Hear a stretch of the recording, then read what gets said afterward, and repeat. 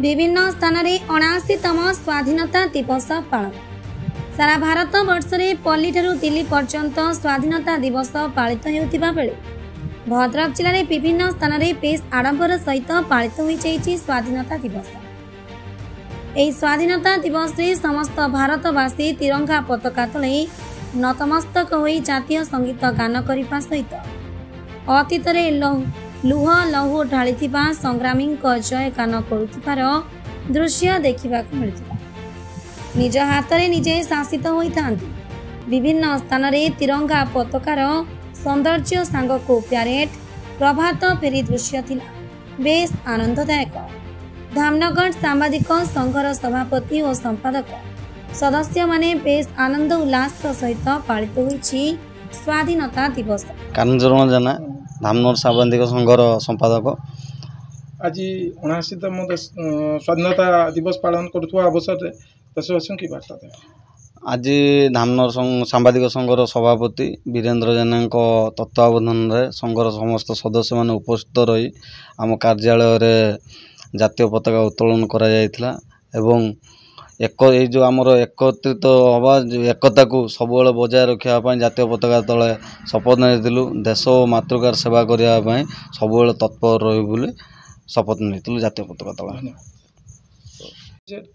वीरेंद्र कुमार जेना सांबादिक संघ सभापति धामनगर सांबादिक संघ तरफ आज दिन कार्यक्रम होता।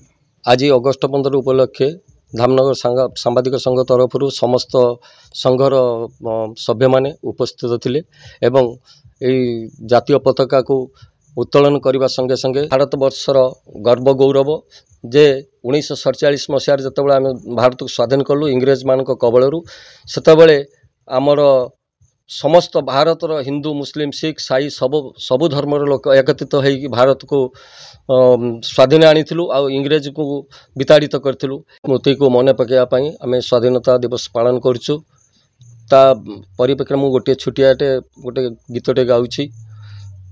शपथ कर लड़ेईर मैदान करिबा लड़ई बंचिबा पाई प्राण देवा बलिदान शत शहीदर रक्त बोइछि रास्ता होइछि लाल करिबा लड़ई बंचिबा पाई प्राण देवा बलिदान केते जे मार अलियली पुओ फेरिले नियाउ घरे केते भौणीर आदर भाई गुली चोट खाई मले शत शहीदर रक्त बोइछि रास्ता होइछि लाल करिबा लड़ई बंचिबा पाई प्राण देवा बलिदान शपथ कर लड़ईर मैदान करिबा लड़ई बंचिबा पाई प्राण देवा बलिदान।